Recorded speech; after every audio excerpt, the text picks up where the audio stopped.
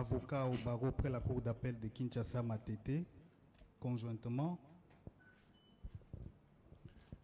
Maître Onimba Djongandek Laurent, avocat au barreau de Kinshasa Matete.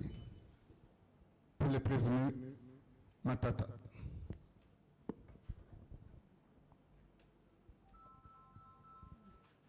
C'est tout. Le prévenu Globler, c'est Globler qui Stéphanous. Les prévenus Globert comparés Et comparé en personne, assisté de ses conseils, Maître Jean-Louis Wambé, avocat au barreau de Kinshasa Gombe. Conjointement avec Maître Corneille Madimba, avocat au barreau du Kasaï central.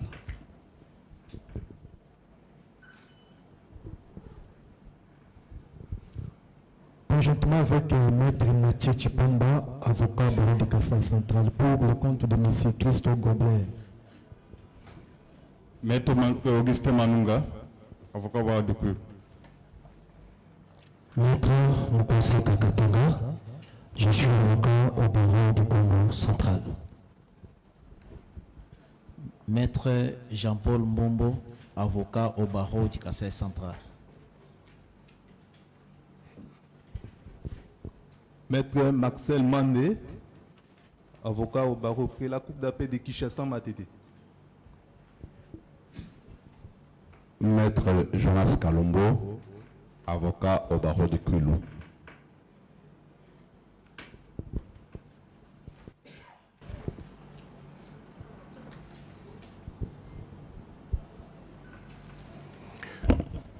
Il y a à côté du prévenu Globler, il y a M. Edouard Assouli, interprète. Avant l'audience de ce jour, le prévenu avait sollicité de la Cour de la faveur de lui changer d'interprète. Le premier, il n'arrivait pas à bien communiquer avec lui et nous avions demandé à l'avocat du prévenu de trouver un interprète qui sied à son client. Et on nous avait donné le nom de M. Assouli Mugumo, qui va assister le prévenu Globler en qualité d'interprète, même si il a déjà commencé à interpréter, alors qu'il n'est pas encore. Il y a un devoir légal qu'il doit faire parce que vous n'êtes pas assermenté. Vous allez, conformément à l'article 49 alinéa 2 de la procédure pénale, jurer, donc prêter un serment pour cette charge-là. Vous allez dire, je jure de remplir fidèlement les devoirs de ma charge. Les devoirs de ma charge. Monsieur Assouli est interprète du prévenu Globler. Et enfin, il y a le prévenu Mutombo Mwana Nyembo Deogracias. Le prévenu Mutombo Mwana Nyembo est représenté par ses conseils, Patrick Lelonawej, qui est avocat près les cours d'appel de Kinshasa Gombe et du Haut-Katanga. Conjointement avec Laurent Okito Nembo Wechongunda, avocat au barreau de Kinshasa Gombe. Vous comprendrez que pour les infractions retenues à charge de votre client, vous ne pouvez pas le représenter. Monsieur le procureur général, votre avis sur quant à la procédure en ce qui concerne les prévenus Mutombo Mwana Nyembo. Merci, Monsieur le Président. Lorsque vous avez commencé l'audience, vous avez dit que la remise était contradictoire à l'égard de tous les prévenus. Étant donné que ces prévenus ne comparaient pas ces jours, qu'il pèse à la Cour de retenir les défauts à sa charge. Nous avons dit, Monsieur le Président. Et la Cour vous remercie. Oui, maître. Monsieur le Président, à l'audience passée, je pense que nous avions déposé dans le dossier de la Cour le certificat médical de notre client Deogracias Mutombo à l'étranger. Et jusqu'à ce jour, les soins continuent. C'est cela qui justifie le fait qu'il ne soit pas présent à l'audience de ce jour. Il n'y a pas de problème, maître. Si c'était une instance pénale normale, on ne vous aurait même plus raccordé la parole. Mais nous sommes la Cour constitutionnelle. La lettre est dans le dossier, mais cela n'empêche pas que l'on constate qu'il n'est pas là physiquement. Les défauts retenus à charge du prévenu Mutombo, la Cour constatera. Merci, maître. Nous rappelons les préventions qui étaient retenues à charge des prévenus.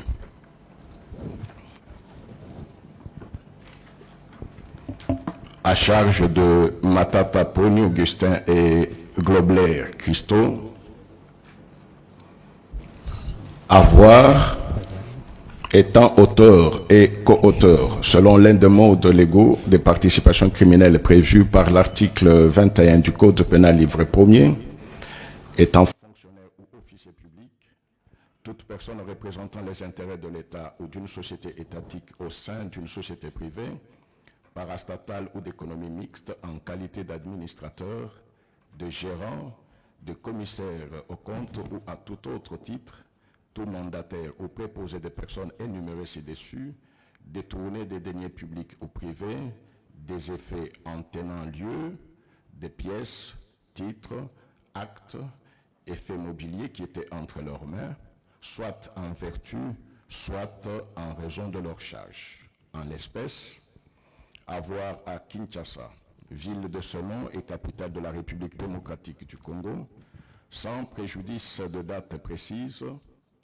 mais entre les mois de novembre 2013 et novembre 2016, période non encore couverte par le délai légal de prescription de l'action publique, agissant par coopération directe, étant respectivement agent public de l'État, notamment Premier ministre du gouvernement de la République démocratique du Congo pour le premier cité et dirigeant de la société African Commodities pour le second cité, détourné par plusieurs moyens, notamment par l'octroi des avantages financiers, la surfacturation, la constitution des sociétés d'écran, les détournements de procédures et la non-exécution des travaux d'aménagement de la route du site et de construction des écoles de formation et d'autres ouvrages, la somme globale équivalente en francs congolais de 115 997 106, qui était remise à la société Africom Commodities pour la gestion du parc agro-industriel de Bukangalonzo, projet mis en place par le gouvernement de la République démocratique du Congo. Fait prévu et puni par les articles 21 et 23 du Code pénal livre 1er et 145 du Code pénal livre 2, tel que modifié et complété par la loi numéro 73/017 du 5 janvier 1973. À charge de prévenus Matata Pogno, Augustin et Mutombo Mwana Nyembo. Deo Gracias. Avoir, étant auteur ou co-auteur, selon l'un des modes légaux des participations criminelles prévues par l'article 21 du Code pénal livre 1er, étant fonctionnaire ou officier public, toute personne représentant les intérêts de l'État ou d'une société étatique au sein d'une société privée, parastatale ou d'économie mixte en qualité d'administrateur, de gérant, de commissaire aux comptes ou à tout autre titre, tout mandataire ou préposé des personnes énumérées ci-dessus, détourner des deniers publics ou privés, des effets en tenant lieu, des pièces, titres, actes, effets mobiliers qui étaient entre leurs mains, soit en vertu, soit à raison de leur charge. En l'espèce, avoir dans les mêmes circonstances des lieux et des temps que dessus, comme co-auteur agissant par coopération directe, étant agent public de l'État, respectivement Premier ministre du gouvernement de la République démocratique du Congo pour le premier cité et gouverneur de la Banque centrale du Congo pour le second cité, de toute la somme globale équivalente à francs congolais 89 milliards, soit en dollars 89 millions, destinés du Code pénal livre 2 tel que modifié, complété par la loi numéro 73/017 du 5 janvier 1973. Voilà, là c'était pour l'introduction. L'identification des prévenus a déjà eu lieu et ces jours, nous passons à l'instruction du dossier. Qu'il vous plaise, Monsieur le Président, de nous donner la parole, nous la demandons. Vous avez la parole, maître. C'est pour... La Cour se souviendra que M. Matata Pogno, les jours où les deux coprévenus ont présenté sur le plan de la forme leur préalable, il n'était pas présent, que donc il n'a pas eu cette occasion-là de présenter ses préalables à l'Auguste Cour. Et à l'audience de ce jour, M. Matata Pogno, assisté de ce conseil, se sont organisés à présenter à l'Auguste Cour les préalables tirés de la forme de l'action mue par le ministère public. Si la Cour nous permet de présenter les préalables, eh bien, nous serons les plus heureux. Maître, c'est son droit le plus légitime. Merci beaucoup, Monsieur le Président. Est-ce que la Cour peut en outre autoriser aux prévenus de libérer l'espace pour permettre aux avocats de se présenter correctement? Ce sont eux qui sont prévenus. Les avocats peuvent parler là où ils sont. Merci beaucoup, Monsieur le Président. Oui.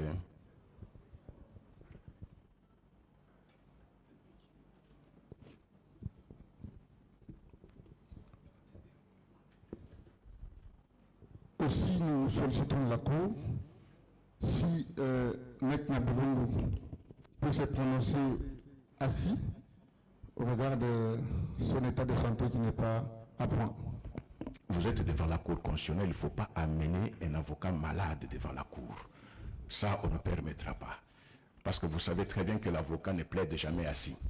Alors, Monsieur le Président, vous qui êtes encore jeune, vous êtes incapable de porter la charge de la défense de votre client. Vous voulez bien nous accorder la possibilité qu'il puisse ne fût qu'être devant, donc ne fût que demander à M. Grobler d'attendre le temps que M. Matata puisse être devant. Il va bouger, mais il restera debout. Il va bouger, comme ça, il n'y a pas de problème. Pas de souci. Mais au moins, retenez ce que la Cour vient de dire. Si l'avocat est malade, laissez-le.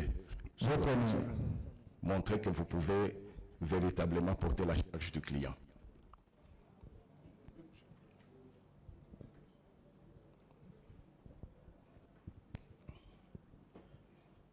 Bonjour, Monsieur le Président. Bonjour, Maître. Bonjour, honorable membre de la Cour. Bonjour, Monsieur le Procureur général.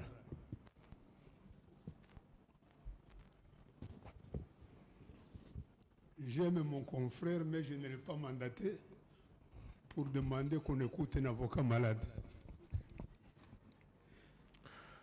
Je dirais même plus, je vais très bien. Voilà. Monsieur le Président, la procédure d'aujourd'hui est exceptionnelle parce que nous avons déjà comparé avec notre client ici devant votre cour et la Cour a rendu un arrêt le 15 novembre 2021. Le 15 novembre 2021, votre Cour a rendu un arrêt définitif. Non seulement ayant acquis l'autorité de la chose jugée, mais totalement notifié à toutes les autorités concernées et exécuté. Et cela en vertu de l'article 168 qui dit de vos arrêts qu'ils sont opposables à tous, exécutoires s'imposant à toutes les autorités. Je sais que le procureur général n'est pas innocent. Il a même tenté de vous faire croire que l'affaire jugée ou que vous programmez de juger aujourd'hui était différente de celle concernée par l'arrêt du 15 novembre 2021.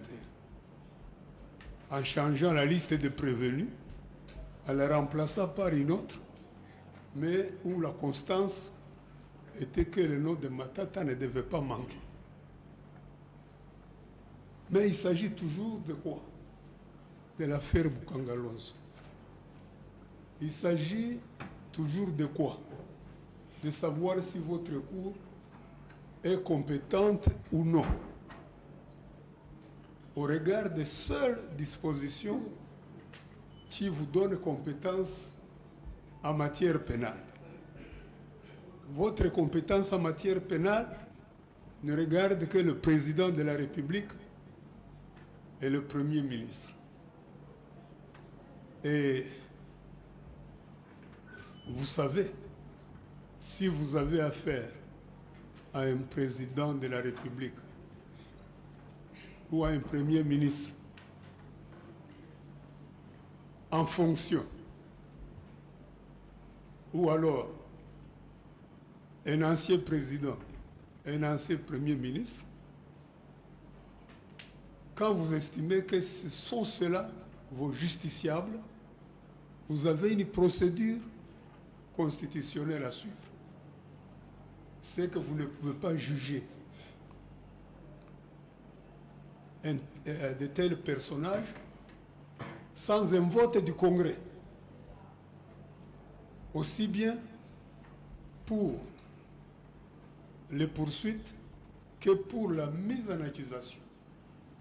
Un vote du Congrès à la majorité qualifiée.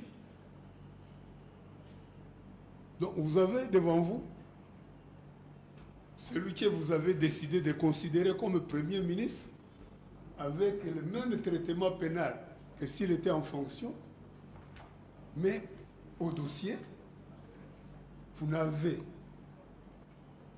ni autorisation du Congrès pour les poursuites, ni autorisation du Congrès pour la mise en accusation. Bien plus, le réalisme commande que vous teniez compte de la personne poursuivie, qui aujourd'hui est député national. Son sort judiciaire est inscrit en marbre dans la Constitution. Ça, j'appellerais le préliminaire, mais je n'en ai pas encore fini. En effet, comment, face à des interrogations, à des rebondissements et à des mises en cause sans fin, nous rappelant l'éternel mythe de Sisyphe, comment dis-je, ne pas venir plaider avec détermination et clarté, mais surtout avec confiance, devant la plus haute juridiction de notre pays, qui nécessairement trouvera ici l'occasion de mettre fin à un procès commencé en 2021 et qui a du mal à arriver à son terme. Votre haute juridiction trouvera ici l'occasion de proclamer, de renouveler et de vérifier et de vivifier par sa décision les principes directeurs d'un procès pénal, tels que celui de la légalité des procédures, des infractions et des peines, le droit de ne pas être jugé deux fois pour le même fait, le droit de toute personne d'être jugée sans retard excessif et dans un délai raisonnable. Aucun juge du monde, aucun juge de la plus haute juridiction dans aucun pays ne peut considérer qu'une personne soit poursuivie au pénal de 2021 à 2025 et qui ne soit toujours pas jugée. Monsieur le Président, je sais que vous tirez votre force et la force de la Cour dans l'ultime ratio de toute société, à savoir la dignité humaine, à savoir le respect des droits fondamentaux.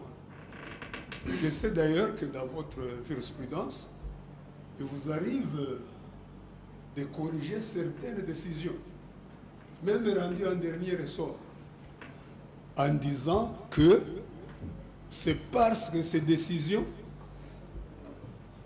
ont remis en cause un des droits fondamentaux proclamés et protégés dans la Constitution.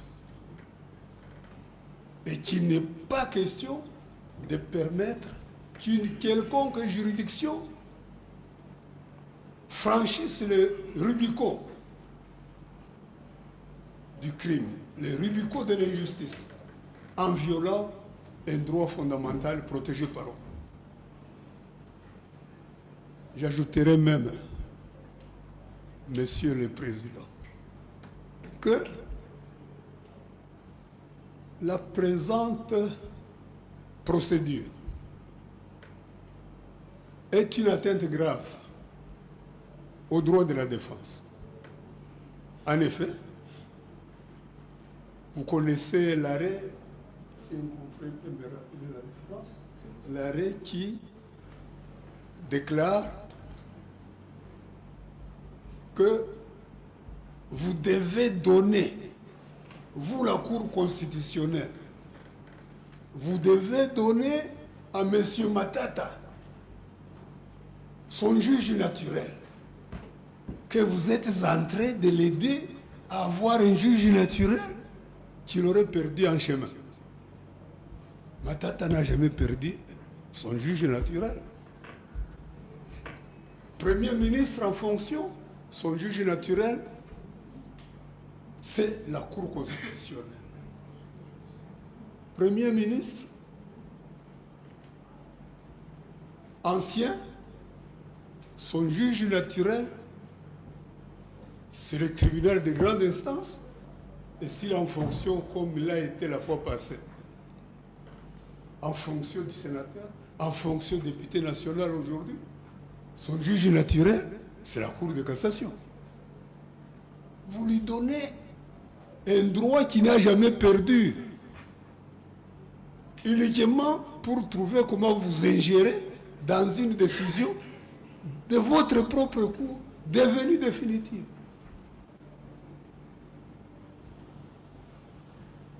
Je crois que jusque-là, je suis plutôt clair.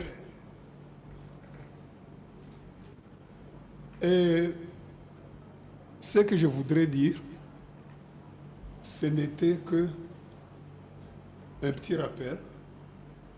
Je n'ose pas dire devant des hauts magistrats comme vous qu'il s'agirait d'une interpellation. Néanmoins, vous devez savoir que nous avons en commun le respect des principes élémentaires, des principes généraux, des principes directeurs qui guident le procès pénal. Lorsque il est enseigné, il est écrit, il est affirmé que le premier principe pour un procès pénal équitable, c'est la légalité des infractions, c'est la légalité et des infractions, et des peines, et de la procédure. Lorsque la Constitution dit « le juge naturel, c'est celui que la loi vous donne », il ne veut pas dire que c'est celui que la Cour constitutionnelle vous donne. Vous n'êtes pas législateur. Vous êtes le premier applicateur de la loi pénale. Le juge naturel, c'est celui que la loi vous donne. Et non celui que vous donne la Cour constitutionnelle. Le principe directeur ou fondamental, c'est tel que le doute profite à l'accusé. Le principe directeur, c'est la présomption d'innocence. Le principe directeur, et cela mérite d'être souligné, c'est toujours le droit d'être défendu à tous les stades de la procédure. Et vous le savez, notre Constitution, non seulement a proclamé les droits de l'homme, non seulement a proclamé les droits de la défense, mais a élevé les droits de la défense au rang des valeurs et principes non dérogeables. L'article 61, point 5. Qu'est-ce qu'il dit? En aucun cas, même quand l'état de guerre ou d'urgence est proclamé, il ne peut être porté atteinte aux droits et principes fondamentaux suivants. 1. Le droit à la vie. Je vais tout droit au 5. Le droit de la défense et le droit de recours. Parfois, je donne une anecdote à mes étudiants. Je m'excuse presque aux dépens de vous en disant ceci. Chez nous, la Constitution dit... Maître, en aucun cas... écoutez, maître. Je m'excuse. Non, la Cour veut juste, vous êtes juriste, la Cour veut juste que vous puissiez faire un distinguo net entre l'avocat et le professeur. Ici, vous n'êtes pas professeur. Ici, vous êtes avocat. Parlez en tant qu'avocat. Je parle en tant qu'avocat, mais je ne peux pas déposer mes connaissances sous prétexte que je... Parlant en tant qu'avocat, vous ferez parler le professeur Nyabirungu et non mes étudiants. Non, en tant qu'avocat, vous direz le professeur Nyabirungu donnant son cours. Okay. C'est ça l'acceptation juridique? Oui, ça c'est une subtilité. D'accord. Donc, à l'auditoire, le professeur Nyabirungu ne rate pas l'occasion de raconter l'anecdote suivante. Le constituant a dit, en aucun cas, ça marche.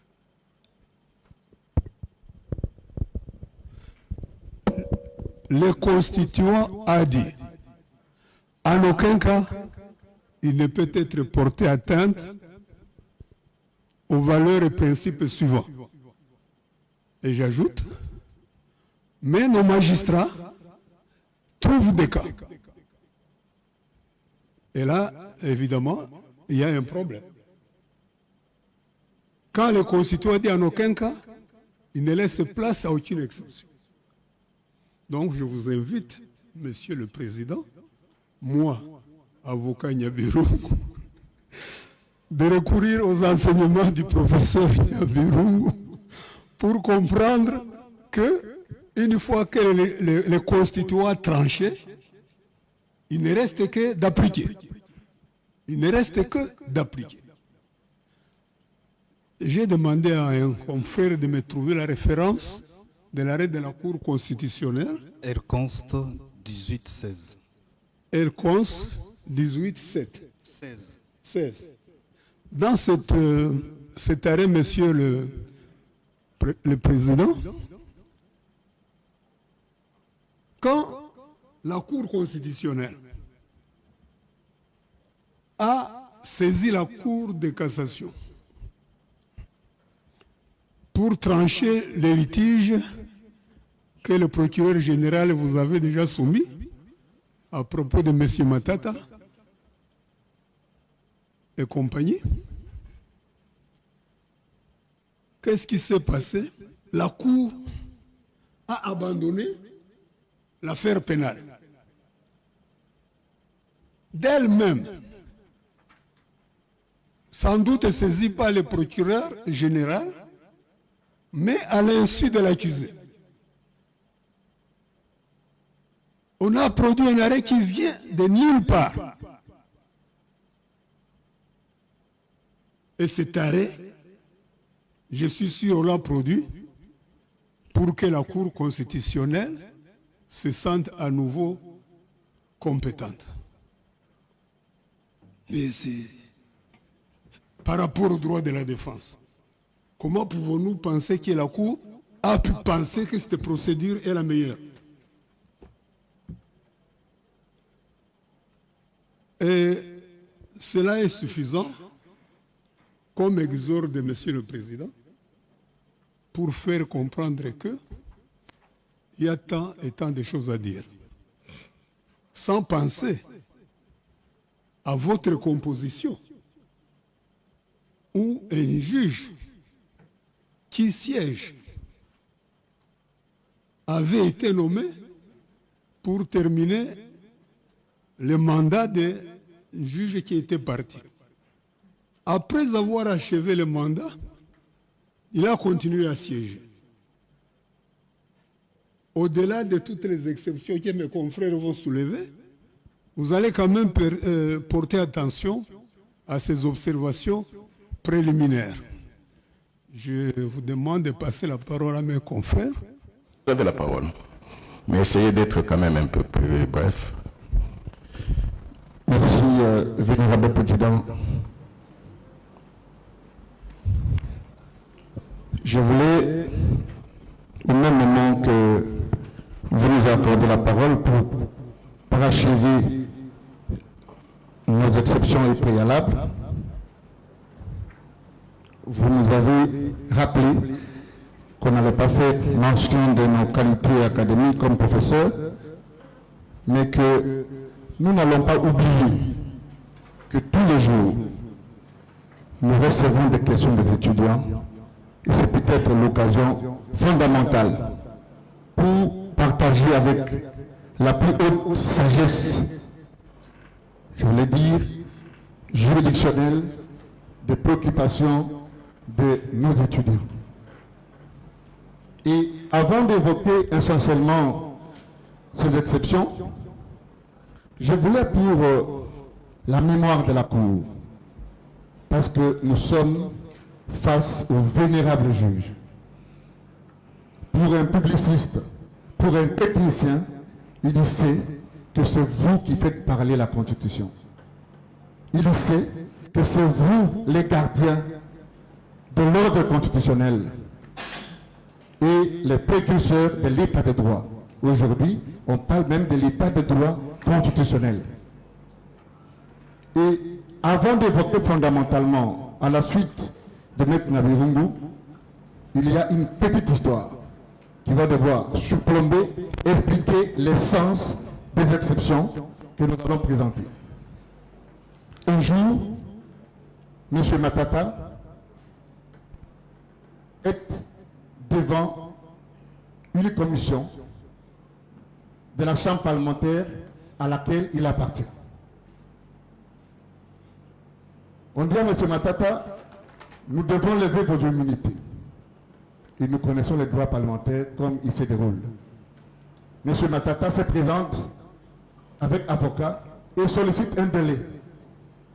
Il estime que, comme rappelé par M. Nabirungu, le droit de la défense est sacré, qu'il soit un droit parlementaire comme judiciaire.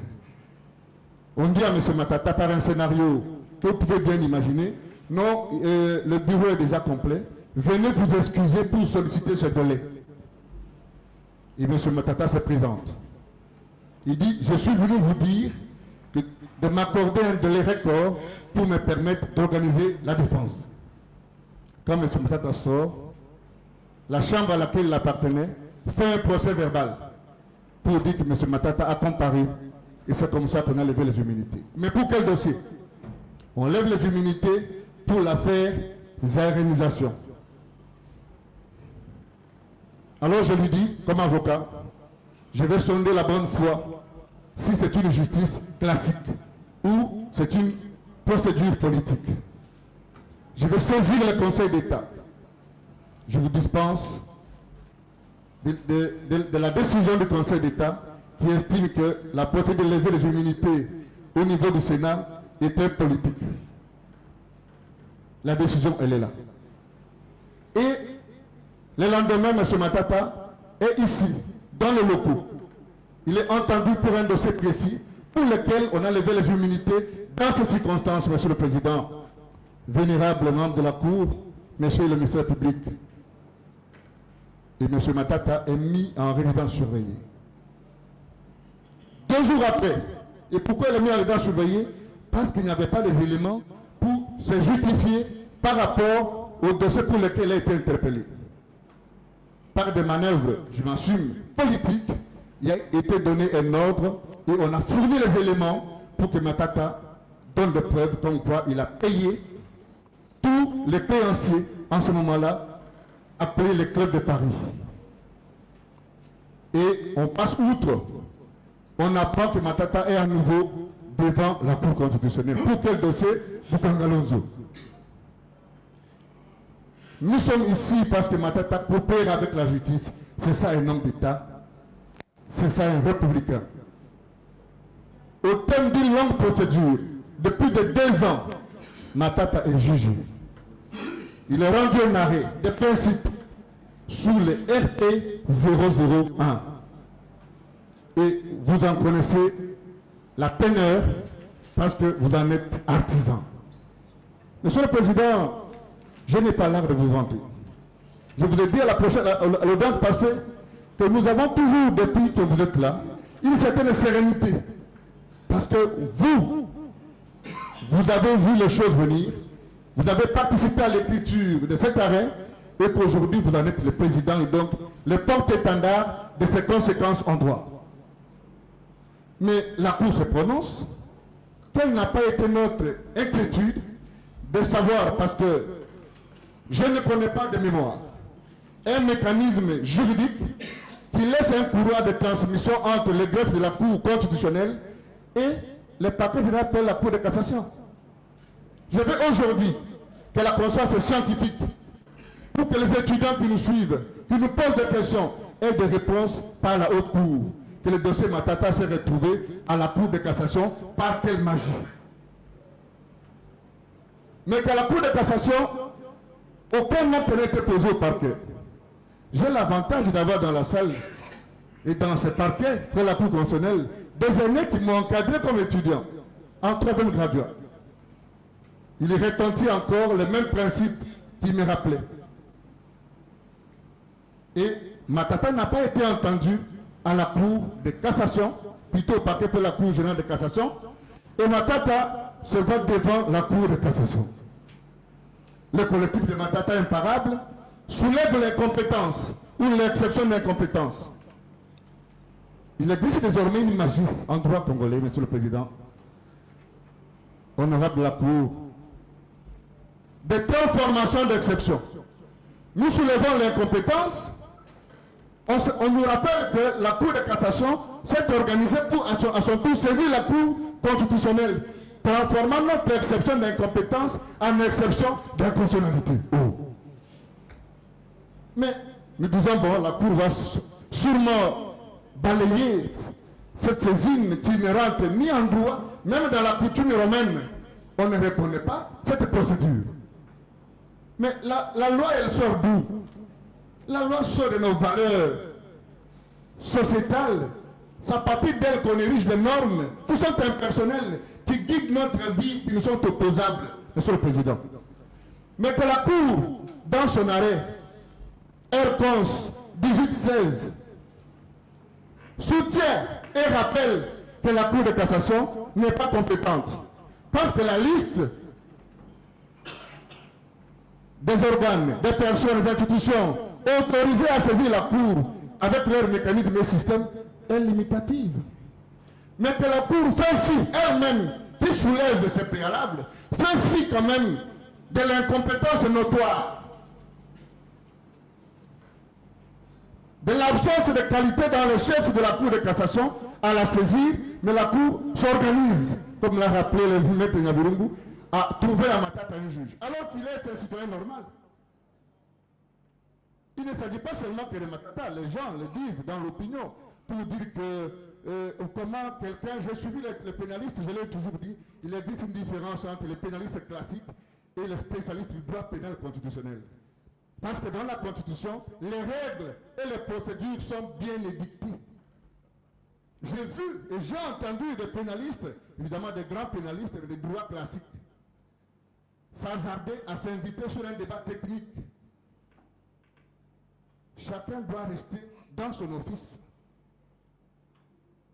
Et c'est comme ça que nous nous retrouvons avec Matata face à deux décisions. De la même Cour, je n'ose pas dire qu'il s'agit même de mêmes personnes, physiques au centre du terme. Est-ce que dans ces circonstances, Monsieur le Président, vénérable membre de la Cour, Monsieur le ministère public, c'est comme ça que nous allons construire notre état de droit? Qu'est-ce que l'opinion retiendra du passage de la haute cour, des visages emblématiques, dont la connaissance du droit est indiscutable? On ne nous a pas dit de ne pas rappeler des professeurs, mais il y en a des professeurs, quitte à savoir combien participent encore à la religion du droit. Et le droit, c'est la vérité. Exception d'incompétence et d'irrecevabilité. Maître Safari va se charger de l'irrecevabilité et moi, je vais vous lire pour ne pas vous perdre parce que nous avons besoin d'éclairer les lanternes de votre religion. Je vais m'atteler aux exceptions d'incompétence. Exception d'incompétence tirée de l'arrêt RP 001 de la Cour constitutionnelle du 15 novembre 2021, du fait que celui-ci déclare l'incompétence de la Cour à l'égard d'un ancien Premier ministre. En effet, votre haute Cour s'est déjà prononcée sur sa compétence à l'égard de l'ancien Premier ministre Augustin Matata Ponyo Mapon, à l'occasion de l'affaire ayant opposé le ministère public au précité et consorts, à l'audience du 15 novembre 2021. Voici les termes d'un extrait du dispositif. La Cour constitutionnelle siégeant en matière répressive en premier et dernier degré, ministère public entendu, déclare recevable et fondée l'exception d'incompétence soulevée par le 3 prévenu. Se déclare incompétente à connaître des poursuites contre le 3 prévenu et met les frais d'instance à charge du ministère public. Dit que le présent arrêt sera signifié au prévenu, au président de la République, au président de l'Assemblée nationale, au président du Sénat, ainsi qu'au Premier ministre. Dit en outre qu'il sera publié au journal officiel de la République démocratique du Congo, ainsi qu'au bulletin des arrêts de la Cour constitutionnelle. La Cour a ainsi délibéré et statué à l'audience publique de ce 15 novembre 2021, à laquelle ont siégé Madame et Monsieur Kalouba Givodedonier, président, Funga Molima Mwata, Évariste Prince, Wasenda Corneille, Mavungu Vumbi Dingoma Jean-Pierre, Bokona, oui, Bokona il est encore là, Bokona Vipa, Bojali François, Mangoulou, Tapane, Polycarpe de Rose Mémoire, Kaloumi Asengo, Tchéoussi, Alphonsine, qui est encore là, Kanouleta, Badi Bangadje Donné, notre président de ce jour.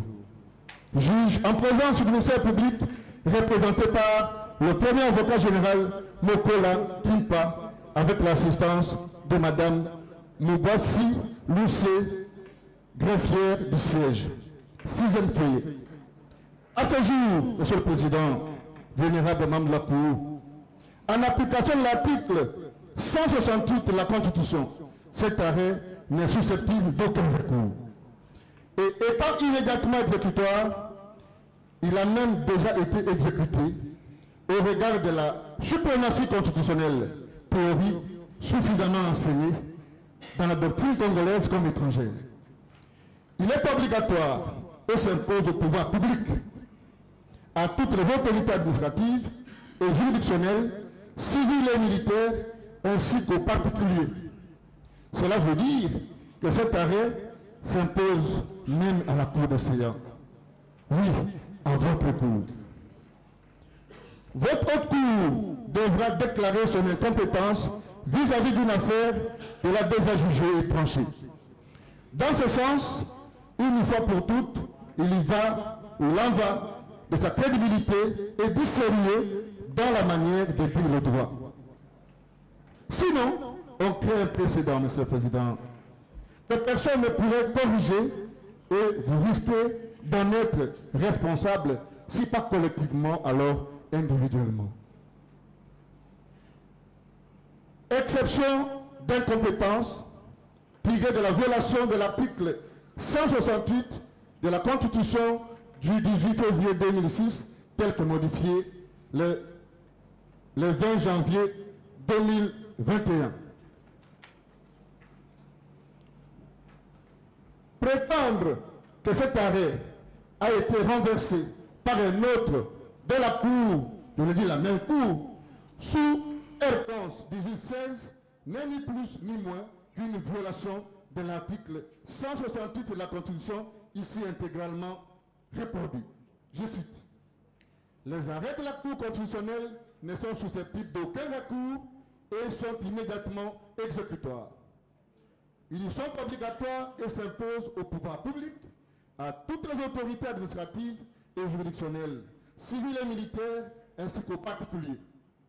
Tout acte déclaré non conforme à la Constitution est nul de plein droit. Dès lors, la haute cour, la vôtre donc, sans ambiguïté, reconnaîtra l'autorité de la chose jugée de l'arrêt RP 001, sa valeur contraignante, exécutoire et définitive, et se déclarera incompétente personnellement et matériellement à l'égard d'un ancien Premier ministre qui est M. Matata. Exception d'incompétence tirée de la violation de l'article 162 de la Constitution, en ce que la Cour constitutionnelle, dans son arrêt R11 1816 du 18 février 2022, fait rentrer la requête de la Cour de cassation sous l'empire de cette disposition. Premièrement, incompétence tirée de la violation de l'article 162 de la Constitution, en ce que l'arrêt déclare la compétence pénale de la Cour à l'égard du prévenu Matata, qui n'a jamais été partie à la procédure sous R11 1816. M. Matata, notre client, n'a jamais soulevé une exception d'inconstitutionnalité devant la Cour de cassation sous RP 09/CR et n'a jamais été notifié de quoi que ce soit dans la procédure sous R11 1816. Il n'a jamais été entendu et l'arrêt en question n'a jamais été précédé d'un débat public et contradictoire. Je ne prends pas le risque de rappeler le principe du contradictoire dans un procès pénal devant la haute cour. Il s'agit donc, à l'égard de M. Matata, d'une procédure inventée, imaginaire et obsolète. Et d'un arrêt inventé et très critiqué même dans la doctrine, qui n'a été rendu qu'en violation de la Constitution et de toutes les exigences liées à un procès équitable. Et la différence entre un procès équitable chez les hommes et chez les animaux, c'est justement dans la violation de la procédure. En conséquence, votre haute cour déclarera son incompétence personnelle vis-à-vis de M. Matata. Deuxième branche, incompétence tirée de la violation des articles 160 à 162 d'une part et d'autre part de l'article 163 de la Constitution.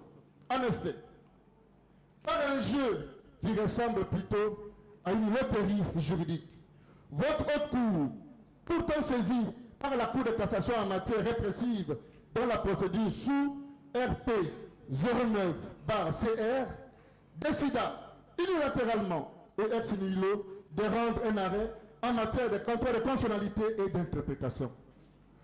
Je répète, en effet, par une loterie juridique, votre haute cour doit être respectable. Oui, c'est la Cour constitutionnelle de notre pays. Pourtant saisie par la Cour de cassation en matière répressive dans la procédure sous RP 09/CR, décida unilatéralement et ex nihilo de rendre un arrêt en matière de contrôle de constitutionnalité et d'interprétation. Il convient de préciser, alors que devant la Cour de cassation, aucun prévenu n'avait soulevé l'exception d'inconstitutionnalité, étant donné qu'aucun acte législatif ou réglementaire n'était mis en cause. Selon les prévisions de l'article 162 de la Constitution, la Cour a décidé, sous R. 18-16, qu'elle était compétente pour examiner l'exception d'inconstitutionnalité sans dire, sans déterminer et sans indiquer quel était l'acte législatif et réglementaire concerné. Oh, le droit. D'ailleurs, avec raison, car cet acte n'a jamais existé. En d'autres termes, Monsieur le Président, vénérable membre de la Cour, Monsieur le ministère public, votre haute Cour a décidé de répondre à une question qui n'était pas posée par aucune des parties. On aurait bien voulu, et on se dit aujourd'hui, possible que la Cour elle-même s'imagine cette question et qu'elle répond et que les effets de questions ou de réponses sont opposables au tiers. C'est la haute Cour. Non, j'ai la garantie que vous allez corriger ces erreurs. Si ce ne sont pas les erreurs de la Cour de cassation, ce sont les erreurs du parquet. Oui, mais on apprend tous les jours. On apprend tous les jours. Exception d'incompétence tirée de la violation de l'article 1er bis du Code pénal. En effet, l'article 1er bis sous-évoqué dispose comme suit. En effet, la loi pénale est de stricte interprétation. Il s'agit d'une disposition pénale et qui, en conséquence, doit être d'interprétation stricte à l'exclusion d'une interprétation large, extensive et à l'exclusion de toute interprétation analogique. Le droit pénal n'est pas de la Bible. L'article 163 de la Constitution dispose que la Cour constitutionnelle est la juridiction pénale du chef de l'État et du Premier ministre dans les cas et conditions prévus par la même Constitution. En lisant les textes de la Constitution, on est d'abord très heureux de sa clarté. Il y vise le président de la République et le Premier ministre. Et les articles 164 et 165 de la même Constitution visent les infractions de fonction, telles qu'elles sont énumérées limitativement par la Constitution elle-même et explicitées par la loi organique numéro 13/026 du 15 octobre 2013.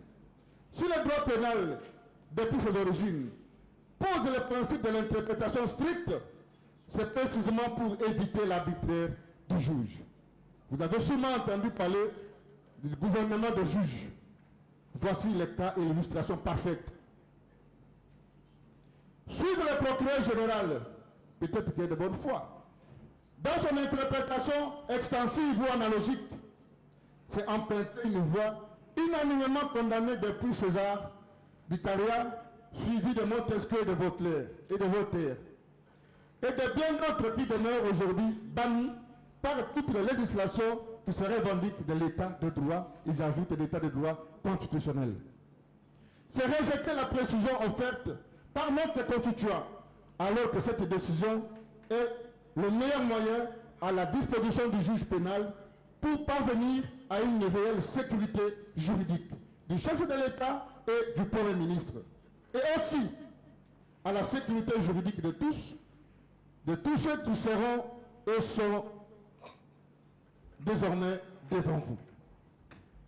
Écoutons le constituant, Monsieur le Président. C'est notre constituant. C'est à partir de lui que nous avons la force de porter la toge et de conforter la Constitution. Donnons aux mots leur sens usuel. Pas de surenchère. Sécurisons les citoyens et refusons l'arbitraire du juge pour permettre aux prévenus de connaître exactement la nature et la cause de l'accusation pénale portée contre lui. Oui, cela est une interpellation commune. En matière pénale, Monsieur le Président, vénérable membre de la Cour, l'analogie juridique qui consiste à appliquer un texte à un cas non prévu par lui en se fondant sur l'esprit du système juridique, considéré dans son ensemble, est totalement condamné et préjudiciable à la vérité judiciaire. Bien plus, il est curieux que votre haute cour ait prétendu à un revirement de jurisprudence, alors que le juge pénal doit demeurer la bouche qui prononce les mots de la loi. Un questionnement, est-ce que deux arrêts qui se suivent dans une matière aussi nouvelle peuvent construire un revirement jurisprudentiel? C'était la question que j'ai posée à mes étudiants. Selon l'expression de Portail dans son discours préliminaire au Code de Napoléon, voici en effet cet ressort de l'arrêt R-Cons 1816, qu'en dépit du fait que ces arrêts ne sont susceptibles d'aucun recours, sauf interprétation ou rectification d'erreurs matérielles, telles que prescrit à l'article 93, alinéa 4 de sa loi organique, la Cour constitutionnelle peut, dans les circonstances et objectifs sous-écrits ou sous-décrits, faire des revirements de ses propres décisions sans heurter ni compromettre les caractères contraignants et exécutoires de ces dernières. En effet, la Cour, en se déclarant ou en déclarant ce qui précède, s'engage dans une contradiction fondamentale incompatible avec le principe de la légalité des infractions, des peines et de la procédure, et donc inconcevable et inadmissible en droit pénal, surtout en droit pénal constitutionnel. Même sur le plan de la simple logique formelle, on ne peut pas expliquer comment la Cour peut à la fois changer et contredire son arrêt, en même temps les garder contraignants et exécutoires. La Cour devra bien revenir à une forme de rectitude juridique et morale et reconnaître plutôt que RP 001, rendu en matière pénale, est immuable et n'a pu être modifié par R-Cons 1816. En tout état de cause, l'essentiel demeure, la haute cour déclare espèce verbis que son arrêt R-Cons 18 ne heurte ni ne compromet le caractère contraignant et exécutoire de son arrêt RP 001 du 15 novembre 2021. En d'autres termes, malgré les revirements annoncés, je vous dis prétendus, le RP 001 demeure contraignant et exécutoire. Bien plus, la notion de revirement, telle que définie et pratiquée par le R-Cons 1816, est erronée. C'est le moment de le dire. En effet, il y a revirement de jurisprudence lorsqu'après qu'elle ait donné à l'occasion de plusieurs cas d'espèce la même solution pour des situations juridiques semblables, analogues et compatibles, pendant un temps plus ou moins, une juridiction décide de changer de solution à l'occasion d'un nouveau cas, convaincue qu'elle était ou se trouvait dans l'erreur. Compte tenu de l'évolution sociale, de nouvelles exigences, de la bonne administration de la justice. Mais sous le R-Cons 1816, la Cour ne dit pas où était l'erreur. Il n'y a pas de revirement jurisprudentiel dans une même affaire par la même juridiction et concernant la même partie. Monsieur le Président, vénérable membre de la Cour, une telle leçon précédée ne serait pas un revirement jurisprudentiel, mais plutôt d'une part une mise en cause de l'autorité de la chose jugée par les mêmes juges qui ont rendu la première décision et d'autre part de la création de l'insécurité juridique généralisée pour la vie des citoyens, la protection de leurs biens et celle du monde des affaires. Bref, imaginons, Monsieur le Président, vénérable membre de la Cour, ce pays et cette situation où chaque juge changerait à loisir ses propres décisions. On ne saurait distinguer un état de droit, fut-il proclamé, et une jungle ou une république bananière. Dès lors, il en est ainsi, à plus forte raison, lorsque les règles de compétence sont posées par la Constitution. La sanction de toute violation des règles constitutionnelles, c'est la nullité. Votre Cour ne saurait recevoir des actions dont la base réside dans la violation expresse de la Constitution. Bien plus, en tant que moyen d'ordre public et impératif, votre Cour, à l'instar de tout autre juge, a l'obligation de le soulever d'office, c'est-à-dire de sa propre initiative, sans qu'il n'ait besoin de statuer sur d'autres moyens et d'annuler notamment l'action publique vantée devant elle en violation de la Constitution. La Chambre criminelle de la Cour de cassation française a toujours jugé que la cassation devait s'étendre à toutes les parties, y compris celles n'ayant pas produit de mémoire en cas de violation des règles d'ordre public, telles que notamment les règles sur la composition et la compétence de juridiction. Au demeurant, la pratique montre que lorsqu'un moyen d'ordre public est caractérisé, la Chambre criminelle... Je ne sais pas si devenir professeur, vous devenez Dieu. C'est vous qui avez toute la plénitude de la connaissance juridique. Maître, vous êtes avocat. Ne confondez pas les prétoires à l'auditoire. Sur cela, la Cour sera très rigoureuse. Vous êtes professeur depuis quand? Il est là. Depuis combien d'années les professeurs? Il a dit les mêmes choses, mais avec manière. Avec manière. Vous voulez devant la Cour nous dire qu'il y a une différence entre le procès équitable entre les animaux et les hommes. Maître, vous êtes animal? Quand est-ce que vous avez participé à un procès équitable devant les animaux? Et vous trouvez que la Cour peut être comparable à un procès devant les animaux, maître? Je suis mal compris, Président. Non!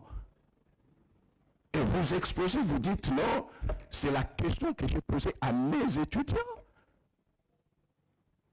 Vous avez dans cette composition des gens qui ne sont peut-être pas connus des étudiants ou qui ne font pas du sensationnel, mais qui ont servi ce pays pendant plusieurs années. Peut-être quand toi, tu n'étais même pas encore à l'université et étais déjà dans la pratique.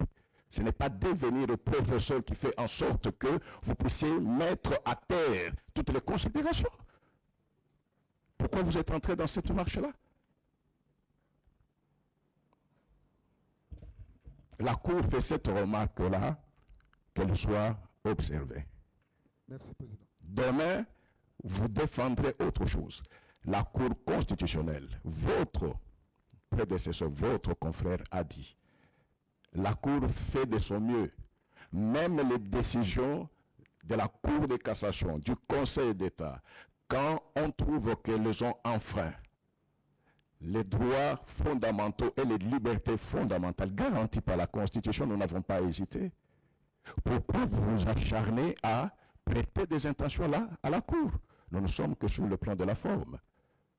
Ce que nous avons fait pour les autres, nous le ferons, mais dans ce cas-ci, si il est innocent, si la loi le dit, nous n'allons pas nous gêner.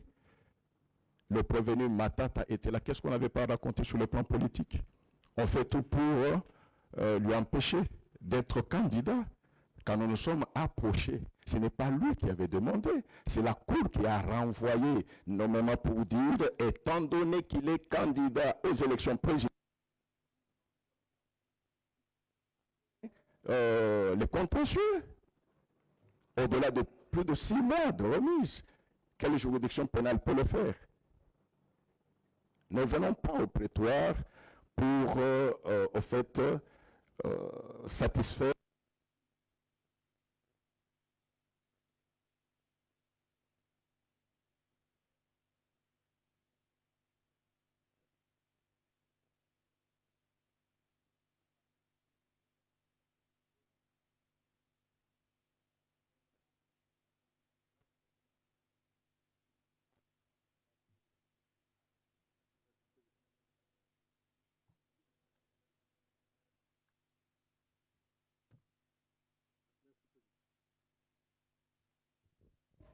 Merci beaucoup, Monsieur le Président, pour cette remarque.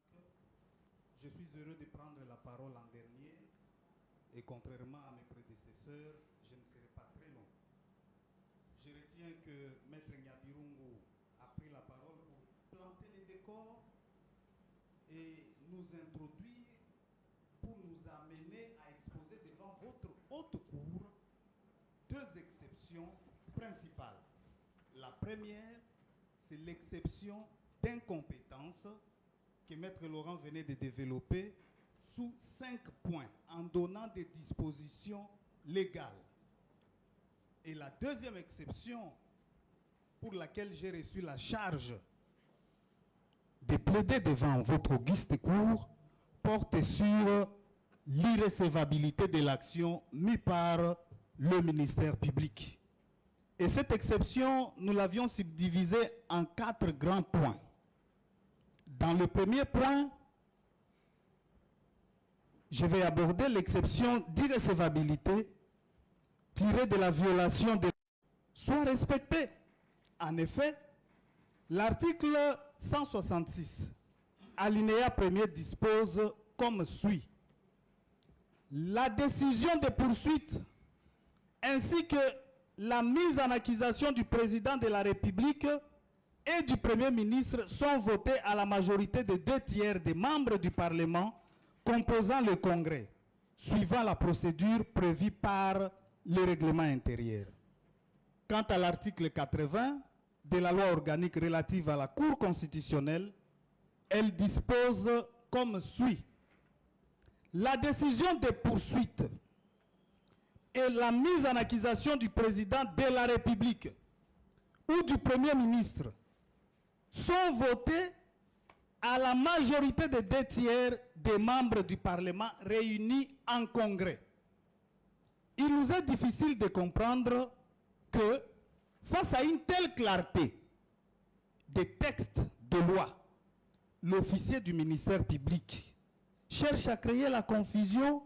Et notre devoir est de dénoncer en audace, avec audace et engagement, que l'action publique, sans texte, sans aucun respect des textes, c'est-à-dire en violation de la Constitution et des lois de la République, mise dans ces conditions, doit être déclarée irrecevable.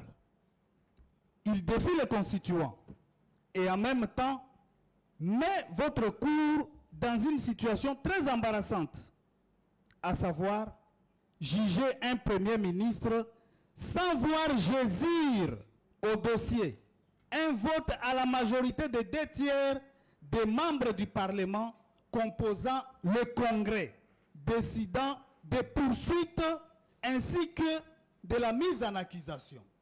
Et je mets au défi l'accusation de nous produire cette décision.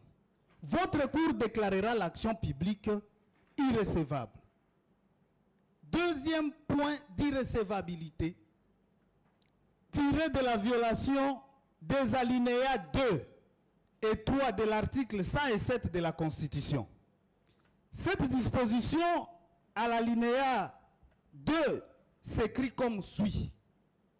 Aucun parlementaire ne peut, en cours de session, être poursuivi, arrêté, sauf en cas de flagrant délit, qu'avec l'autorisation de l'Assemblée nationale ou du Sénat, selon le cas. Cette même disposition à l'alinéa 3 s'écrit comme suit. En dehors des sessions, aucun parlementaire ne peut être arrêté qu'avec l'autorisation du bureau de l'Assemblée nationale et du bureau du Sénat, sauf en cas de flagrant délit, de poursuites autorisées et de condamnation définitive. Il se fait qu'aujourd'hui, M. Matata Ponyo Mapon, qui n'est plus Premier ministre, est devenu député national en fonction, donc parlementaire.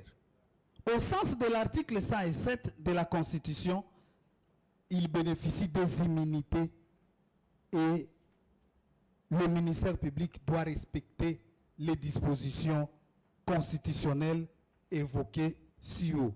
En vue de sauvegarder les droits du député Matata Ponyo Mapon, le procureur général aurait dû produire soit l'autorisation de l'Assemblée nationale, soit l'autorisation, n'est-ce pas, du Congrès, s'il les poursuit comme Premier ministre, selon que les poursuites auront été initiées pendant une session ou en dehors de celle-ci. Malheureusement, aucune autorisation n'est gît au dossier. Par contre, il ressort du dossier du ministère public qui saisit votre cour un réquisitoire numéro 1429 bar RMPI bar 0001 bar PG.C.const bar MOP bar 2021 en date du 18 mai 2021 adressé à l'honorable président du Sénat tendant à obtenir notamment l'autorisation de poursuite du sénateur Augustin Matata Ponyo Mapon à l'époque où il était encore sénateur. Le président du Sénat avait, par sa lettre numéro 0219, bar CAB, informé le procureur général ici présent des résultats du vote de la plénière du Sénat, à la suite duquel, sur 96 sénateurs qui ont pris part au vote, 46 ont voté pour l'autorisation de poursuite et 49 ont voté contre l'autorisation de poursuite et il y a eu un bulletin nul. Aujourd'hui encore, le procureur général près la Cour constitutionnelle, sans pour autant saisir la plénière de l'Assemblée nationale, afin de solliciter les poursuites contre l'un de ses membres dans le dossier en rapport avec le parc agro-industriel de Bukangalonzo, se décide d'initier encore des poursuites contre le député national Augustin Matata Ponyo Mapon en violation flagrante de la Constitution et des lois de la République. Constatant ces nombreuses irrégularités dans l'action du ministère public, du procureur général, par la Haute Cour constitutionnelle, eh bien, cette action devra être déclarée irrecevable. Le troisième point, Monsieur le Président, honorable juge constitutionnel, sur l'irrecevabilité de cette action, est tiré de la violation de l'article 103 de la loi organique sur la Cour constitutionnelle. À l'article 103, il est disposé comme suit.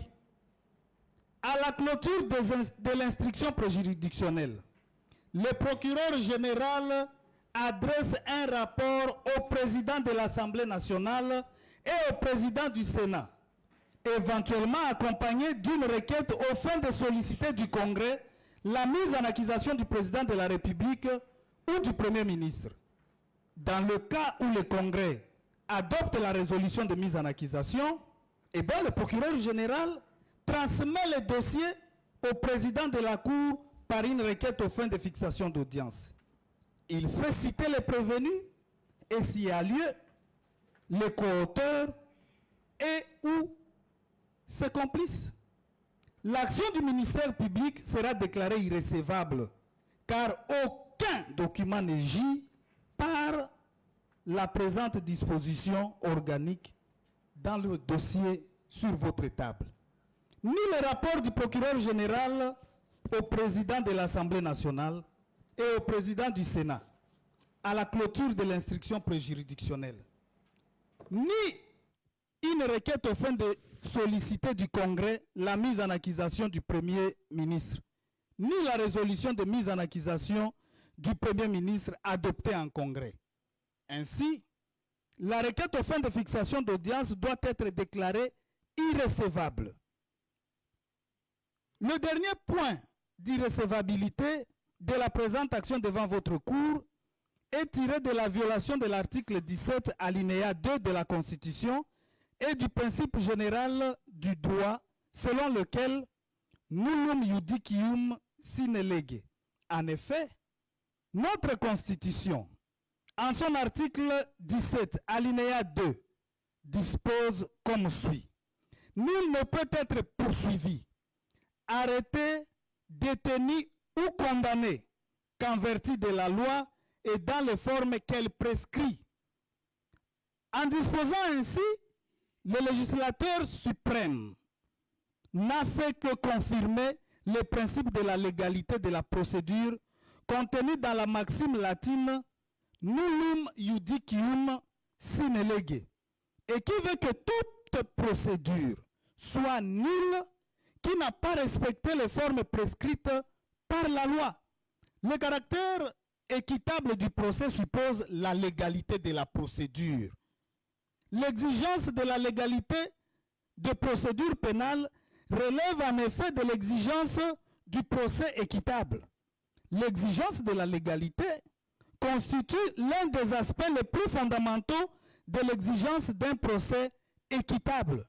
Sous RP 0001, votre haute cour a totalement souscrit au principe de la légalité de la procédure et au principe de la compétence qui doit être d'attribution. Que devant une juridiction préalablement connue dans un texte de loi, il s'agit ici d'un principe constitutionnellement garanti par l'article 17 alinéa 2 de la Constitution. Et là, vous trouvez, n'est-ce pas, dans l'arrêt rendu par votre cour au 15e feuillet, ce que je viens de vous lire. Nous citons l'article 17 alinéa 2. Nul ne peut être poursuivi, détenu ou condamné qu'en vertu de la loi et dans les formes qu'elle prescrit. Et dans ce même arrêt, parlant du principe de la compétence juridictionnelle qui doit être d'attribution, la Cour relève que la compétence juridictionnelle étant d'attribution, le prévenu Matata Ponyo Augustin, qui a cessé d'être Premier ministre en fonction, au moment où les poursuites contre lui sont engagées, doit être poursuivi devant son juge naturel. De sorte que, autrement, il serait soustrait du juge que la Constitution et les lois lui assignent et sont en violation de l'article 19, alinéa 1er de la Constitution. C'est le 15e feuillet, paragraphe 3. En violant de manière insistante, répétitive, massive et finalement abusive les règles de la compétence et de la procédure expressément prévues par la Constitution et la loi, l'action publique initiée par l'officier du ministère public ne mérite, Monsieur le Président, qu'une sanction. L'irrecevabilité pour violation du principe de la légalité de la procédure pénale et de celui de la compétence qui est toujours d'attribution, surtout chaque fois qu'il s'agira de déterminer le juge pénal. Je voudrais faire honneur à Maître Nyabirungu de disposer.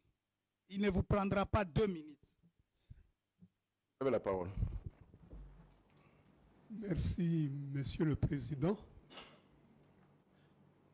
Je voudrais d'abord, avec votre permission, venir sur, d'abord à ma qualité de chef du collectif de la défense de M. Matata Ponyo, vous exprimer notre sentiment, vous renouveler notre sentiment de confiance. Vous savez que ces jours-ci, ces quelques dernières années, la justice, ce n'est pas pour vous blesser en mauvaise presse, mais cela ne devrait pas concerner les avocats que nous sommes, nous, auxiliaires de la justice, auxiliaires nécessaires de la justice. Et quand nous venons en toute confiance, c'est parce que nous savons que nous avons un objectif commun. La recherche et la manifestation de la vérité, le droit au service de la dignité humaine et au service des droits fondamentaux de la personne. Donc nous ne voudrions pas, Monsieur le Président, qu'il y ait un malentendu quelconque. Nous sommes toujours, nous serons toujours respectueux de nos institutions judiciaires. Cela dit, avec votre permission, je lis notre dispositif. À ces causes, sous toute réserve généralement quelconque, plaise à la Cour de dire recevable et totalement fondé les préalables ainsi développés par le plaidant en conséquence. Tu me cherches la dernière.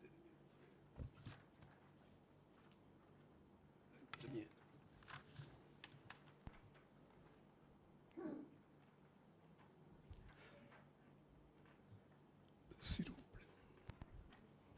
Sous toute réserve généralement quelconque, plaise à la Cour de dire recevable et totalement fondé les préalables ainsi développés par le plaidant en conséquence à titre principal. C'est déclarer incompétente à examiner la présente action, frais comme de droit, à titre subsidiaire, décréter l'irrecevabilité de la présente action, frais comme de droit, et ce sera justice. J'ai dit et je vous remercie. La Cour vous remercie, maître. Il n'y a aucun malentendu possible. Quand il y a dérapage, c'est le rôle de la Cour de faire voir que nous devons tous regarder dans la même direction et avec professionnalisme et... Monsieur le procureur général, vous avez la parole.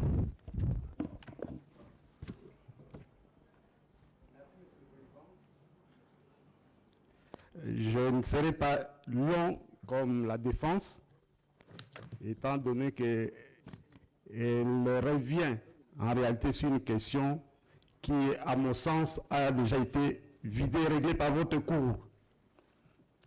Je ramènerai les préalables soulevés par la défense en 2 points. Le premier point est relatif à l'incompétence de votre cour et le deuxième point est relatif à l'irrecevabilité de l'action mise devant la cour par le ministère public. S'agissant de l'incompétence de la cour, Monsieur le Président, les débats qui nous ont pris plus de 2 heures portent en réalité sur une attaque dirigée par la défense contre votre arrêt. L'arrêt 1816 du 18 juillet 2023. Je suis heureux d'avoir entendu la défense lire intelligemment et à haute voix l'article 168 de la Constitution. Monsieur le Président, pour nous, la question de votre compétence ou de votre incompétence est une question réglée. Il n'y a pas lieu d'y revenir. L'arrêt 1816 du 18 juillet 2023 a répondu à cette question et elle a tranché définitivement. Monsieur le Président, quand vous lisez cet arrêt, il y a un paragraphe qui met fin à la confusion que l'on veut entretenir. C'est le paragraphe de l'arrêt sur un des faits qui renvoie à l'article 99 de la Constitution. S'agissant des défauts de déclaration faites par les anciens présidents de la République et les premiers ministres ou les anciens membres du gouvernement. Monsieur le Président, quand vous lisez cet article, vous n'avez pas besoin de comprendre que le juge de l'ancien Premier ministre ou de l'ancien président de la République, lorsqu'il tombe sous le coup de fausses déclarations sur son patrimoine, c'est la Cour constitutionnelle. Donc pour nous, c'est une question réglée. Nous estimons qu'il n'y a pas lieu d'y revenir. La deuxième question, Monsieur le Président, c'est sur l'irrécevabilité de l'action. Je vais la ramener à un point que je trouve essentiel sur les statuts actuels du prévenu Matata, qui est aujourd'hui député et qui bénéficie évidemment des immunités parlementaires. Monsieur le Président, la procédure actuelle ou l'instance actuelle, c'est une instance qui préexistait à son statut de député, à son statut actuel de député. C'est pourquoi, au moment des poursuites, nous, ministère public, nous nous sommes adressés au Sénat. Le Sénat nous a autorisé les poursuites.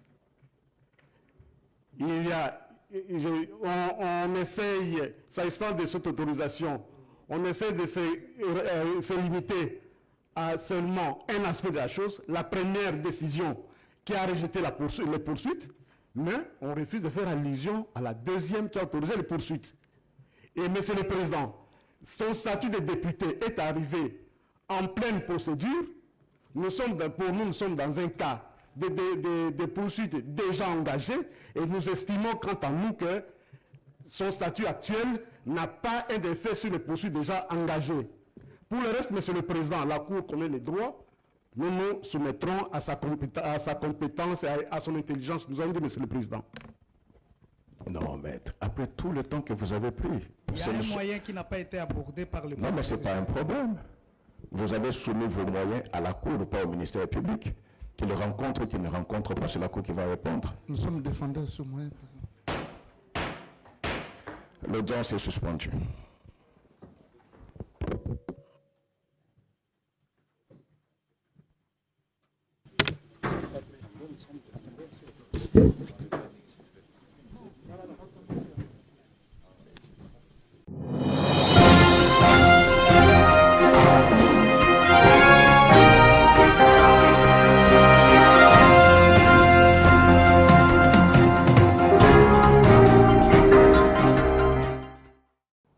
Si j'interviens, c'est parce que la justice, elle est rendue au nom du peuple.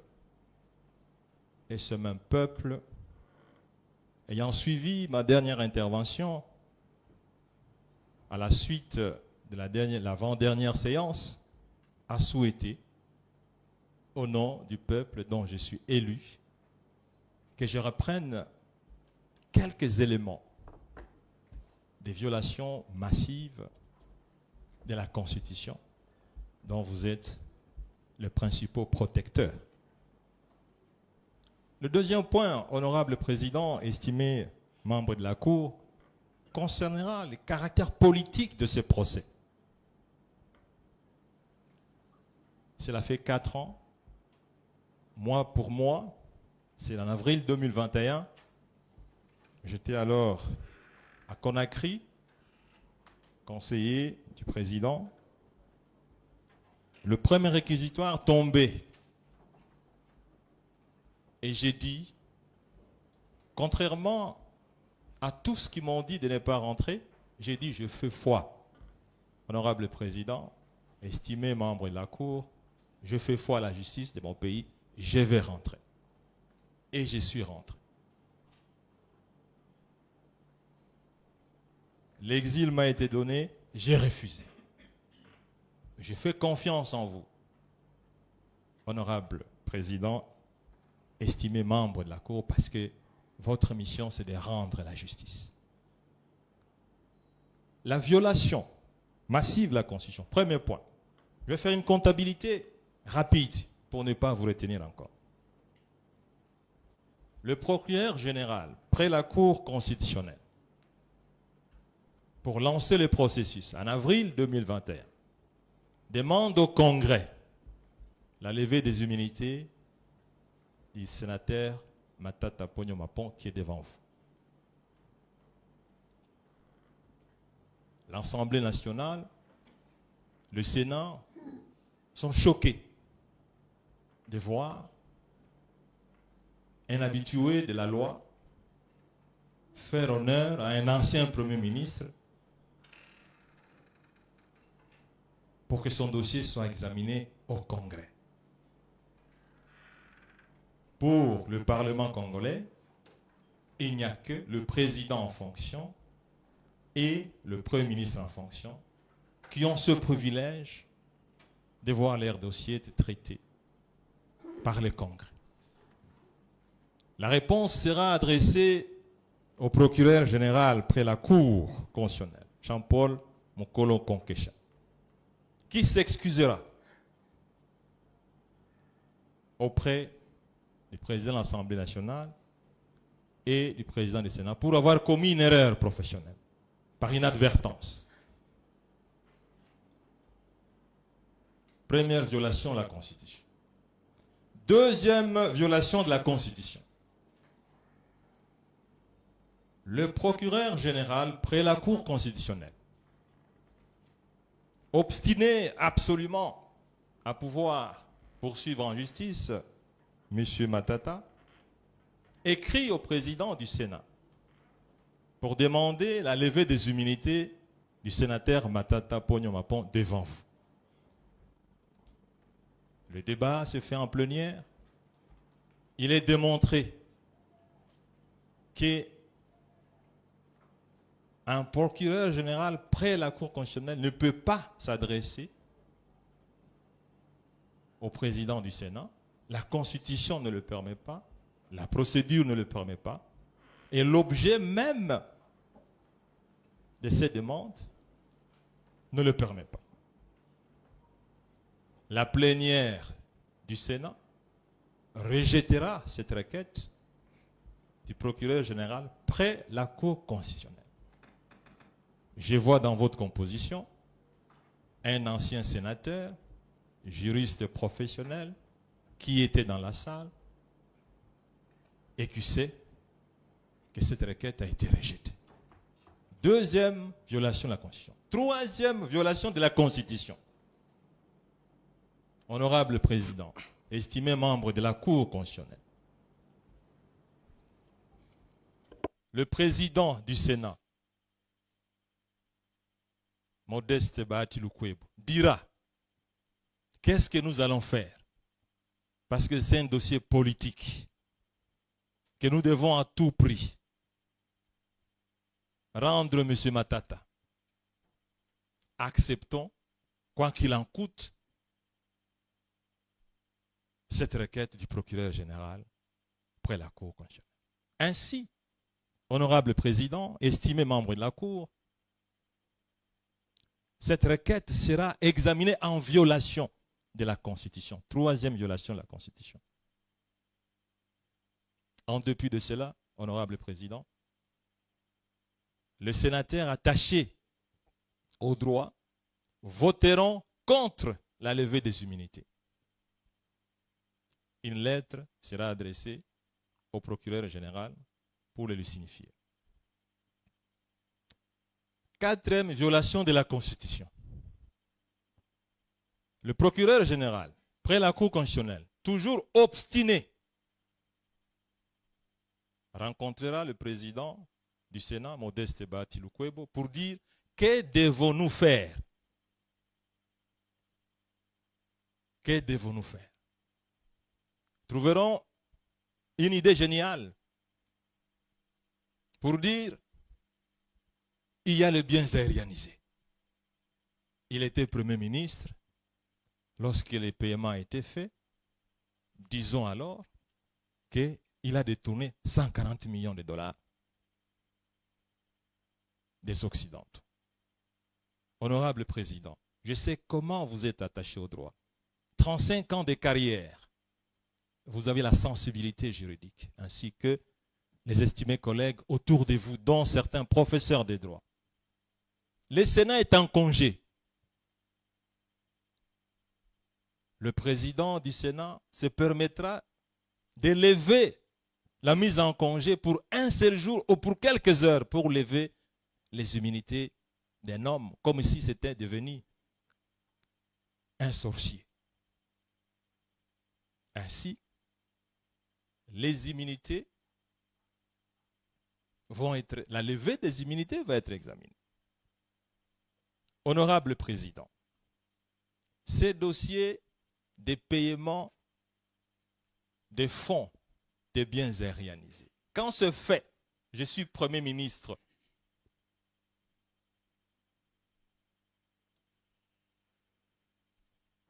le Premier ministre, honorable Président de la Cour constitutionnelle, n'est pas acteur dans le paiement de la dette. Je demanderai au président du Sénat, honorable Président, nous sommes en congé, vous avez levé exceptionnellement la mise en congé, donnez-moi une semaine, 2 semaines, c'est le droit à la défense, qui est un droit fondamental. Le professeur Nyabirungu l'a répété ici. C'est repris dans notre constitution. Le droit à la défense. Le président Bahati Lukwebo me dira, vous avez raison. Venez au bureau exprimer cette requête qui est tout à fait pertinente et conforme même à la logique la plus simple. On vient de vous donner la lettre aujourd'hui. Vous devez avoir ne fût-ce que 2 semaines pour pouvoir disposer des documents. J'y vais.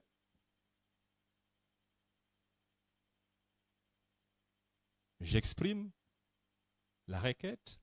Tous les membres du bureau acceptent, disent que c'est normal. Honorable Président, je suis en train de rentrer à la maison. J'apprends par la radio que j'ai été entendu, j'ai présenté un moyen de défense et que le bureau du Sénat a décidé de lever mes immunités. Quelle sensibilité, honorable Président. 35 ans d'expérience professionnelle dans le droit. J'ose même dire à certaines personnes qui m'ont appelé, dit que ce n'est peut-être pas moi. Il dit non, mais nous venons de suivre. On vient de lever vos immunités. J'arrive à la maison pour demander est-ce qu'il y a une lettre qui est arrivée. Il dit non. La lettre arrivera 2 jours après. 5e violation de la Constitution, honorable Président de la Cour constitutionnelle, estimé membre de la Cour constitutionnelle. 6e violation de la Constitution. J'ai comparé ici, après cette levée des immunités rocambolesque, j'ai dit, je fais foi à la justice, j'arrive ici, dans ce bâtiment de la Cour constitutionnelle, dont j'ai pris l'initiative de réhabiliter et d'équiper. Le procureur général, Jean-Paul Mukolo Konkesha, me reçoit. Monsieur le sénateur, donnez-nous les documents parce que vous êtes accusé d'avoir détourné 140 millions de dollars américains.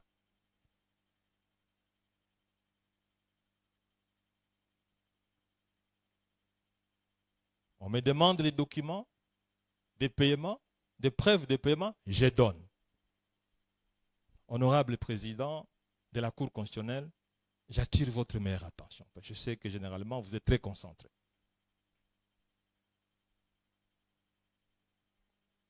Monsieur le sénateur, donnez tel document. Des 30 millions de dollars que vous avez détournés. Je sors les documents, je donne. Ah, mais c'est 140 millions. Il y a encore 20. Je donne. Tous les documents sont donnés. Je pose la question. au procureur général. J'imagine qu'il a aussi plus de 20 ans de carrière. Monsieur le procureur général, vous m'avez invité ici pour dire j'ai détourné 140 millions de dollars. Nous venons de terminer la séance ici. Je ne vois pas en quoi un ancien Premier ministre a été impliqué. J'insiste beaucoup parce que, honorable président de la Cour, la dette extérieure, quand elle est payée, le Premier ministre n'est même pas au courant. C'est le directeur général de l'Office de la gestion de la dette qui ordonnance. Le ministre des Finances paye. Je lui pose la question. Le directeur général de l'Office de gestion de la dette est là. Le ministre des Finances, M. Kitebi, est là. Tous disent le Premier ministre n'a été impliqué ni de loin, ni de près. Mais pourquoi suis-je ici? Honorable Président, je sais qu'au-delà de vos fonctions professionnelles de droit, vous êtes un homme de Dieu. Suivez ce que le procureur général Mukolo Jean-Paul Konkesha me dit. Je présente les excuses. Je vous demande pardon pour avoir initié ces dossiers contre vous de manière politique. Je n'aurais dû pas le faire. Un avocat était présent, il est à ma gauche. Entendant un procureur général présentant les excuses et demandant pardon parce qu'avoir initié un dossier politique. Je lui dis, moi je vous pardonne parce que je suis chrétien. Maintenant, vous clôturez ce dossier dans combien de temps? Il dit, dans la semaine qui suit. Je clôture les dossiers parce que, sincèrement, ma conscience est chargée. Heureusement, je n'étais pas seul. J'étais avec un témoin qui est devant vous. Honorable Président, estimé membre de la Cour, je suis reçu le lendemain par un avocat général près la Cour constitutionnelle qui est dans la salle aujourd'hui, devant vous, qui fait signer le PV indiquant que tous les documents relatifs au paiement des 140 millions de dollars américains ont été trouvés. L'avocat général, collaborateur de Jean-Paul Mukolo Konkesha, procureur général, est dans la salle ici. PV signé en présence de l'avocat Laurent Onyemba ici dans la salle.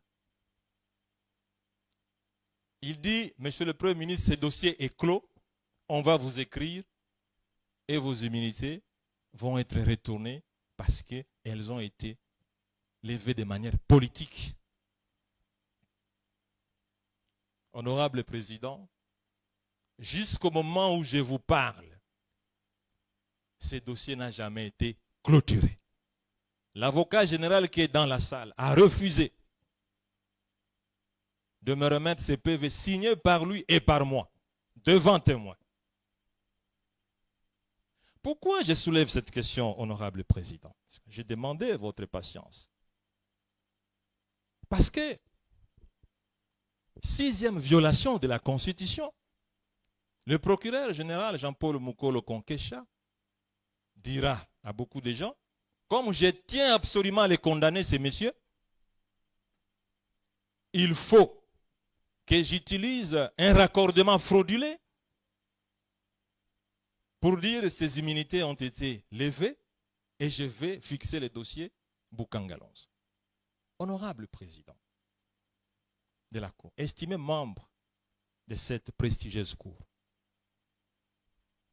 qu'est-ce que je n'ai pas subi comme violation des droits de l'homme par cet homme? Il me recevra dans son bureau pour me dire, honorable Président. Non, écoutez. Non, il faut que je vous dise. Non, non, écoutez. Il y a le procureur général près la Cour constitutionnelle et à monsieur tel. Ok. Or là, il agissait en tant que procureur général près la Cour constitutionnelle. Merci beaucoup. Restez à cette fonction-là au lieu d'individualiser le problème. En tant que personne, il ne pouvait même pas vous appeler. Il ne pouvait pas. Mais c'est dans cette fonction-là. Merci beaucoup. J'ai été reçu par le procureur général près la Cour constitutionnelle. Il me dira ceci. Monsieur le sénateur Matata, je suis prêt à vous laisser partir en soins médicaux parce que j'ai été empoisonné dans ces bureaux ici de la Cour constitutionnelle, mais à condition que vous puissiez accepter de comparaître sur le dossier Boukangalonzo. Mais je lui ai dit, il n'y a pas de pont entre les dossiers des biens aérianisés dont vous venez de clôturer par un PV dûment signé avec présentation des excuses et des demandes de pardon sur un dossier sur lequel le Sénat s'est prononcé. Il dit, si vous ne voulez pas accepter, vous n'aurez jamais l'autorisation pour aller en soins médicaux. Je ne suis jamais allé en soins médicaux, honorable président. Là n'est pas le problème. 7e violation de la Constitution. Il y en a combien? Je vais résumer même à 10. Je vais m'arrêter à 10. Parce qu'il y en a 44. Non, quand même. Il y en a 44, honorable président. Vous êtes un homme de droit. Il y en a 44 violations. Mais je vais me limiter à 10. C'est bien. 7e violation de la Constitution. Votre prestigieuse cour examine les dossiers et se déclare incompétente pour mes juges. RP 0001. Le procureur général, près la Cour constitutionnelle, enverra les dossiers de sa propre initiative au parquet près la Cour de cassation, qui après examen écrira au président de la République, la lettre est connue pour dire la Cour de cassation, qui au préalable, honorable président, avait examiné ces mêmes dossiers avant de les transmettre à la Cour constitutionnelle, qui s'était déclarée incompétente, s'est déclarée pour la deuxième fois incompétente, et le procureur général, près la Cour de cassation, demandera de classer les dossiers sans suite. 9e violation de la Constitution. Sans que je sois entendu, le dossier a été fixé à la Cour de cassation.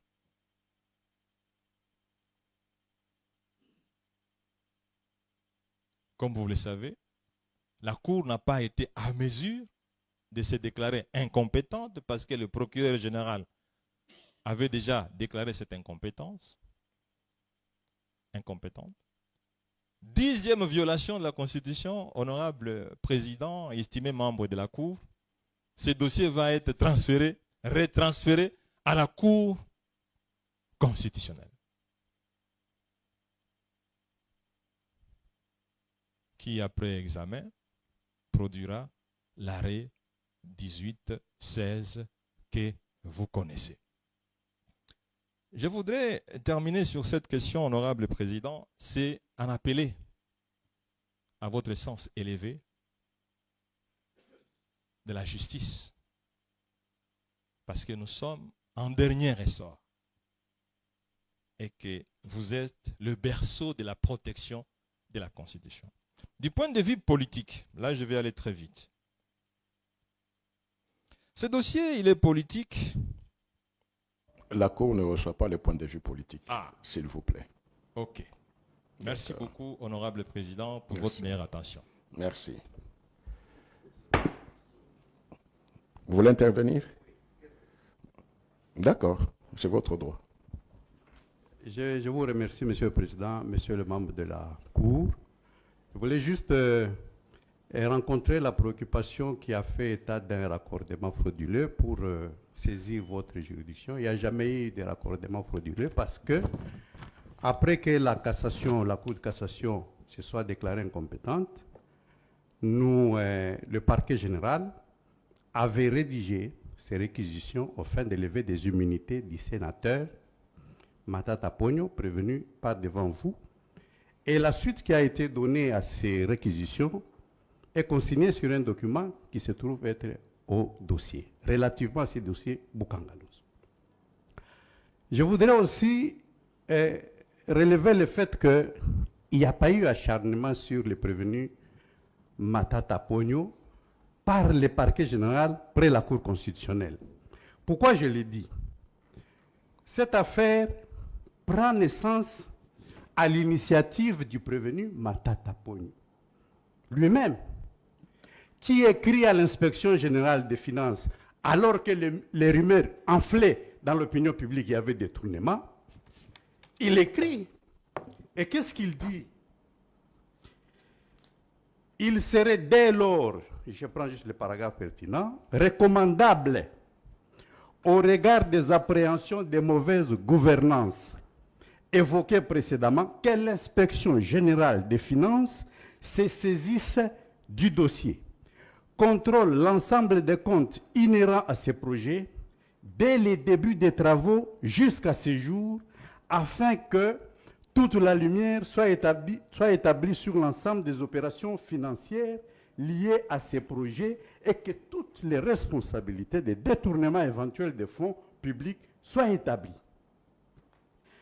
Après que l'inspection générale des finances ait fait ces constats, il transmet, suivant la procédure, les constats aux prévenus pour ces observations.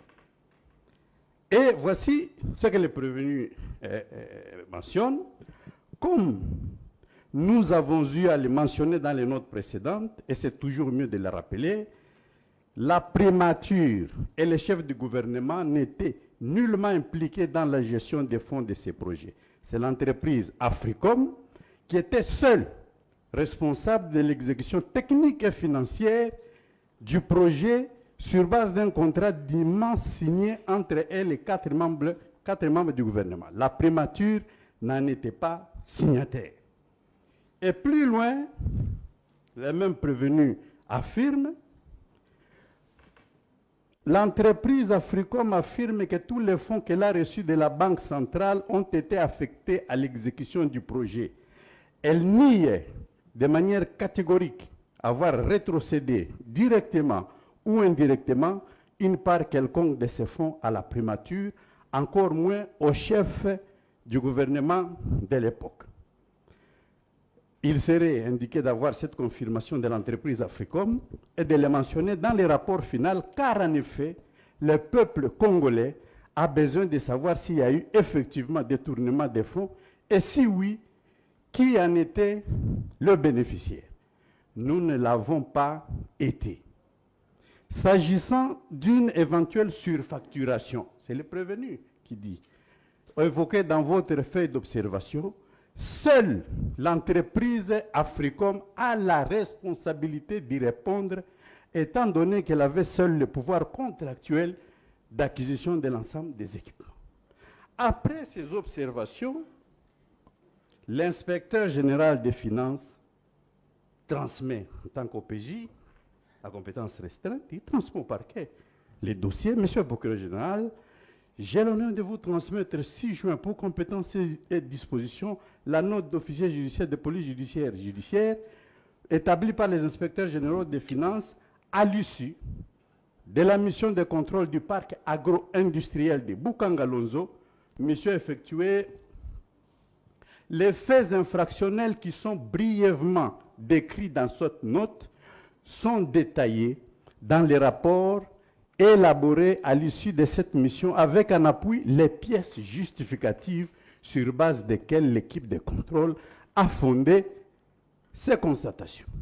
Elle reste ainsi à votre disposition pour tout complément d'information. Et en marge des procès-verbaux transmis, les prévenus qui sont retenus sont ceux-là qui sont devant vous.